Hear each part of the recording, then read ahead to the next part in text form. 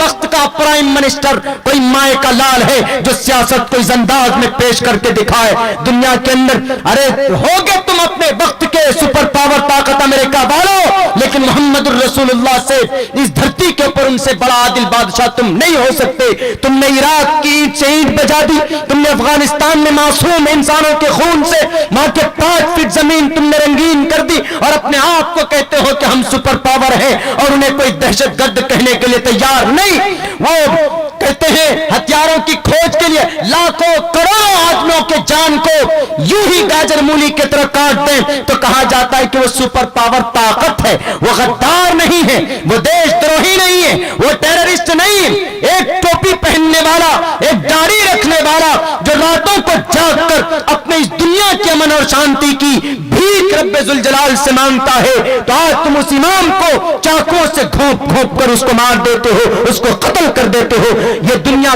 کیسی بن گئی؟ کیسے غدار لوگ آ چکے ہیں، کیسے ان پر گوار لوگوں کی یہ حکومت آ چکی ہے پوری دنیا کے اندر، کہ جو دنیا کے اندر امن شانتی کی بھیک مانگتا ہے، رب سے دعا کرتا ہے راتوں کو جاگ کر، انہی کے ہاتھوں کے اندر ہتکڑیاں ڈال کر جیل کے سلاخوں کے اندر ڈال دیتے ہیں۔ آج اسی ضرورت، اسی دوستی کی ضرورت ہے، آج اسی محبت اور اخوت کی ضرورت ہے ہمارے ہندو بھائیوں۔ بہروپیوں کے ورغلانے پہ مت آنا، اپنے شاستروں کو دیکھنا، تو آپ قدم مت بڑھانا۔ کیوں؟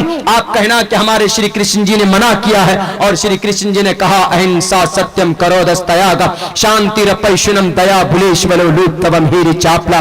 زبان سے کسی کو تکلیف مت دینا، لیکن زبان سے تکلیف تو دور کی بات ہے جناب، آج تو مار مار کر معصوم 16 سال کے بچے کو مار دیا جاتا، اور گرو ہے ہمیں ہمارے ہندوستان کے اندر ہمارے ہندو بہن بیٹیوں پر، بھائیوں پر۔